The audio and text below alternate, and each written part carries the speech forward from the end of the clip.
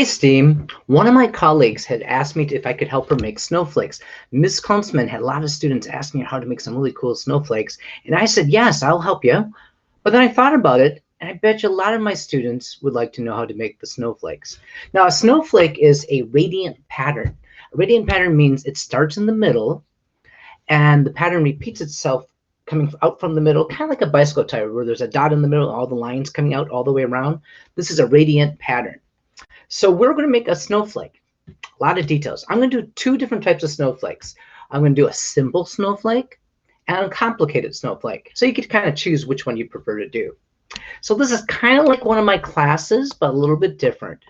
I enjoy the opportunity I've had to work with you guys live, so I can answer your questions when you have them. It's so much better than last spring when I was a little more remote than I am now. So I've been having a great year. We've been doing some fantastic things online.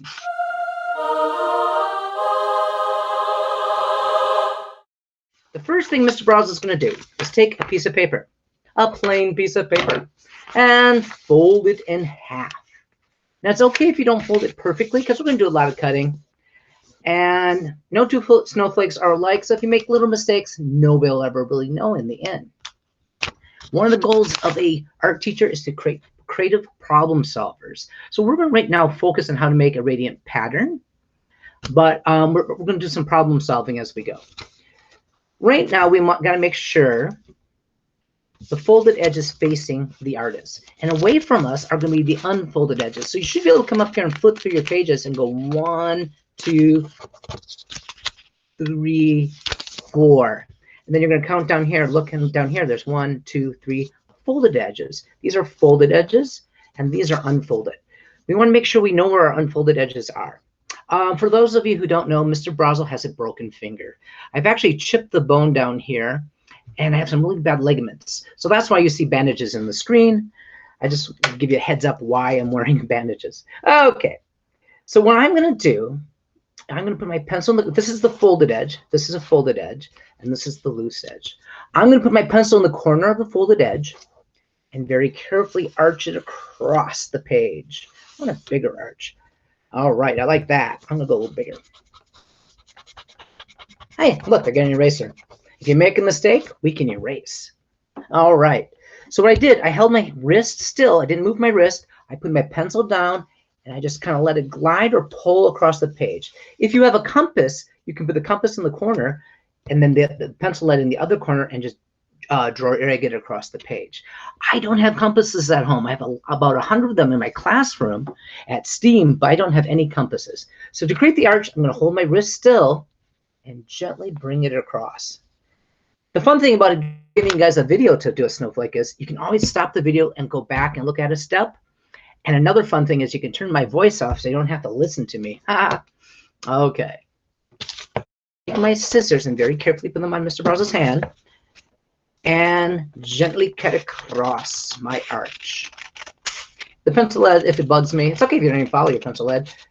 I'm gonna make that the back side of my snowflake, or this could be a practice snowflake. Okay, or I could just erase it now if I don't like my pencil lead. I'm gonna erase it a little bit. All right, a lot of times I'll cut right on the pencil lead so you don't see it. All right, so now I have what looks like a little fan. So my fan has a big arch up here. If you look at it really carefully, these are loose pages, and this is a folded edge, that's a folded edge, and this is also a folded edge. If I unfold the edge and look at the quadrants I created, it almost looks like a circle. Now, mine's not a perfect circle, but that's okay. It does not have to be a perfect circle. Snowflakes have a lot of variance to them. The first thing I'm going to do is cut this upper edge here on my arch. The reason I unfolded it, I should tell you, if I cut something wrong, it would have fallen apart already. This is a way for me to check to make sure I didn't make a mistake when I was cutting my arch. Okay, now that I know my snowflake's not going to fall apart, I'm going to very carefully cut triangles. I find triangles one of the easiest shapes to cut on here. At the very tip of my arch, I'm going to cut a bunch of little triangles. Kind of look like dinosaur teeth, if you really think about it. Cut, cut, cut. You can hear my scissors. Look at that. Cut all the way across. I am going to look there. And I'm going to put a couple extra cuts in here just for extra detail. The more detail we put into our snowflakes while it's still folded into a quadrant or folded up into fourths, the more details we put into here now will create more details later. Because when we unfold it, it gets times 4, and it's so cool. It's like free work for us. All right. So this is my arch, but now my arch has got a lot of cool patterns on it. I'm going to come in here and add some more patterns onto the folded edges. I'm going to add more details. And then I'm going to cut on the folded edge very carefully, not to go too deep, because if I go small, it gives me a chance to put more details in. And I like details. Art teachers like details. It's all in the details. So I'm making small triangular cuts, nothing big. I'm going to make my little quadrant of the paper really fancy. All right, now I'm looking at that. Hopefully that was all on camera. Sometimes I pull this too far close to me. So I'm going to carefully unfold it now. Voila, a simple snowflake. It doesn't look simple, but if you remember, we folded into quadrants and we only cut 1/4 of the drawing, or I'm sorry, it's not a drawing. We cut 1/4 of the snowflake. So quick review. We started with a single piece of paper. We folded it in half once, twice. And if your folding is a little bit off, that's okay. We can work with that. We're creative problem solvers. I keep the 3 folded edge towards me, and then I might make sure the 4 other edges that are loose are away from me. I go down to this folded corner here, and I carefully, if you don't have a compass, if you have a compass, you just put the pointy part in the corner and draw an arch across. But I don't have a compass, so I'm going to hold my wrist really still, put my pencil in the corner, and draw an arch all the way across. And then I would cut it out. Once I cut it out, I come back and add details. If you remember, the details I added were a bunch of little triangles I cut off the edges. That's my quick review of the simple snowflake.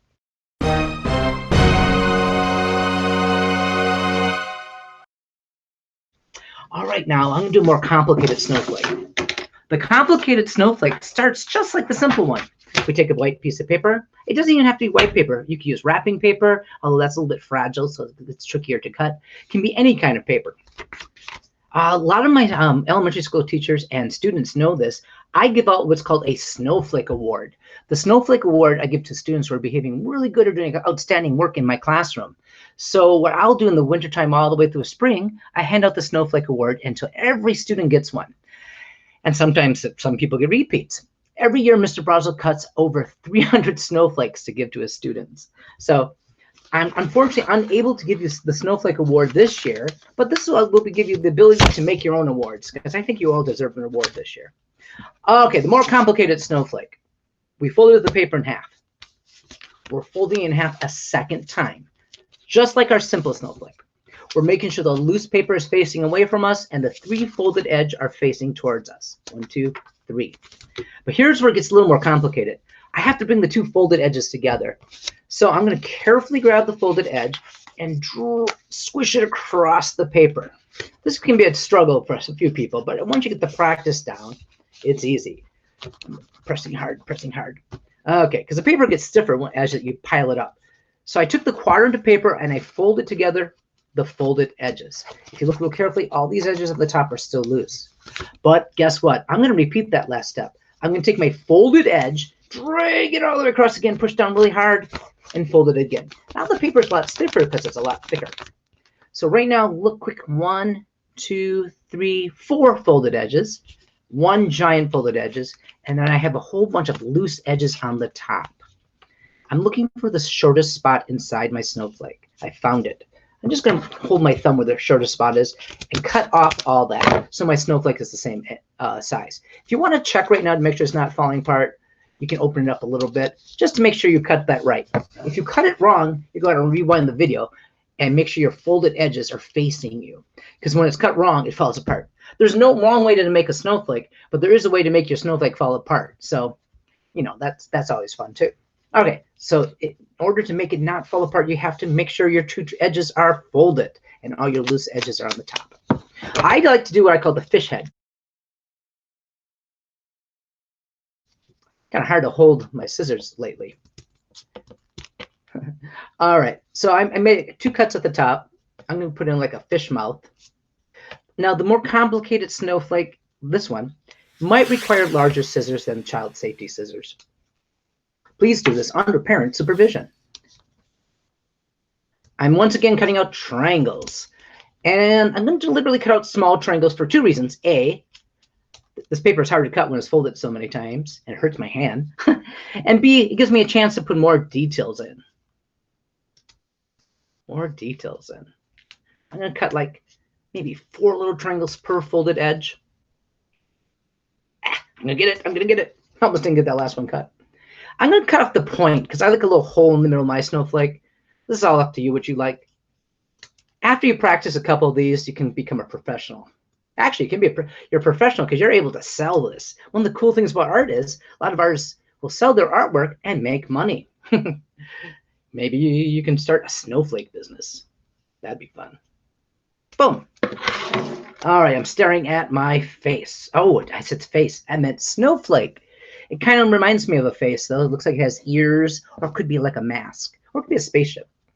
I'm going to carefully unfold my snowflake. If I did it right, it's not going to fall apart. Even though there's no wrong way to make a snowflake, there is, if you make a mistake, your snowflake will fall apart. Ooh, because look at that. As the details unfold, literally, they become really super fancy. This is the fancy snowflake. And the only difference between this one and the simple snowflake is I folded it 2 more times. I brought the folded edge paper together twice. So I want to show you some variations. So whatever patterns you cut, when it's folded, when it unfolds, it repeats itself multiple of times, and it looks like you worked really, really hard. The folding is tricky, however. And then, quick review, a complicated snowflake, extra folding, and a more simple snowflake with only 4 folds or 4 quadrants. There is no wrong way to make the snowflake. I hope you enjoyed the video. Happy holidays for everybody and a happy new year. Look forward to seeing you soon. Take care, everybody.